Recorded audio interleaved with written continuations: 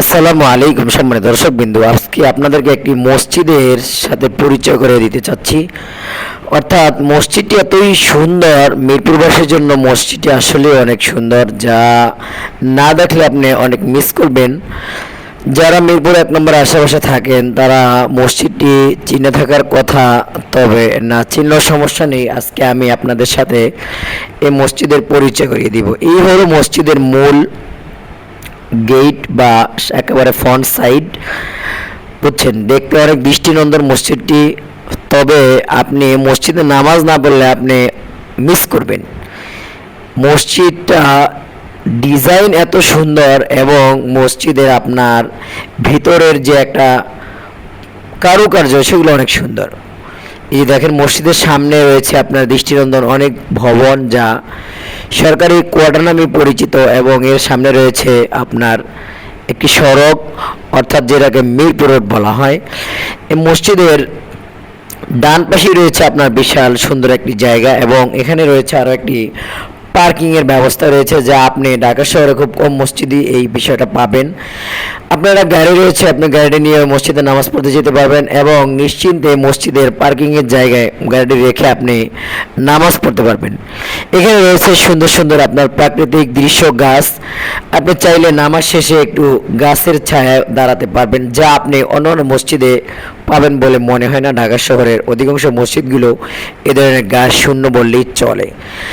এবং মসজিদের সাথে আপনার এই যে গাছের পাশেই এখানে যে গাড়ির পার্কিংয়ের ব্যবস্থা রয়েছে, এখানে হোন্ডাও রাখা যায় এবং এখানে সুন্দর জায়গা রয়েছে। আপনি এখানে একটু দাঁড়িয়ে একটু বাতাস খেতে পারবেন। এখানে সুন্দর একটা মোটর সাইকেল, যা অনেক সুন্দর, আমার দেখতে খুব ভালোই লাগলো। তো এই যে দেখেন মসজিদের ভিতরের অংশ, এখানে আপনার মানুষ কি সুন্দর করে নামাজ পড়ছে। মসজিদের কারুকাজ আপনার মনকে আরও ভালোভাবে নামাজ পড়তে সাহায্য উৎফুল্ল করবে। এই যে দেখেন, মসজিদ থেকে মানুষ বের হওয়ার জন্য জায়গাটা খুবই আপনার চওড়া প্রশস্ত, যা আপনি অন্য মসজিদে পাবেন না। যেখান থেকে আপনাকে বের হতে হলে অনেকটা সিরিয়াল ধরে বা লাইন ধরে বের হতে হবে, কিন্তু এই মসজিদে তার ব্যতিক্রম, কারণ এই মসজিদের দুপাশে আপনার সিঁড়ি রয়েছে, যা দিয়ে দুপাশের মুসল্লিরা সুন্দর করে একেবারে আরামে নামতে পারে। মসজিদের সামনে বারান্দাটাও আপনাকে বেশ কমফোর্ট ফিল করতে সাহায্য করবে। এবং এই দেখেন, মসজিদে রয়েছে একটি ওযুখানা, পেশাবখানা, এবং সেটাও অনেক সুন্দর, এবং এই জায়গাটা বেশ পরিপাটি। তবে এখানে আরেকটি পরিপাটি হলে মনে হয় ভালো হতো।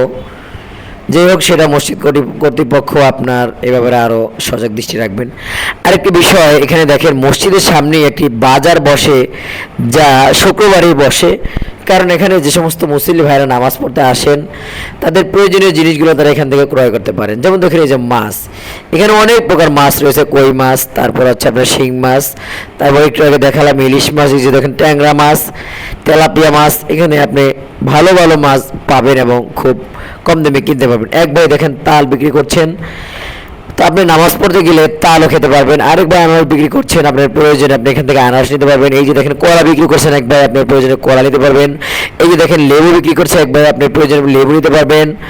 এখানে দেখেন এই যে আরও সবজির দোকান রয়েছে, আপনি চাইলে আপনার প্রয়োজন মাফিক সবজি নিতে পারবেন। এই যে আরও একটা সবজির দোকান, আপনি চাইলে ফল নিতে পারবেন। এক ভাই ফল নিয়ে, এই যে দেখেন লিচুর এখন সিজন চলছে, এক ভাই লিচু নিয়ে আসছে। এই যে দেখেন আরেক ভাই ফল নিয়ে আসছে, কলা আরেক ভাই নিয়ে আসছে।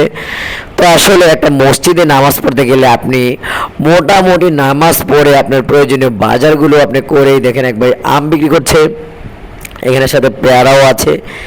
তো আসলে বিষয়টা খুবই ভালো লাগলো। মসজিদগুলো তো আসলে দেখেন একবার প্লাস্টিকের জিনিসপত্র বিক্রি করছে। আসলে এমনই তো হওয়া উচিত যে আপনি নামাজ পড়তে গিয়ে সব কিছু নিয়ে আসতে পারবেন। আসসালামু আলাইকুম রহমতুল্লাহ।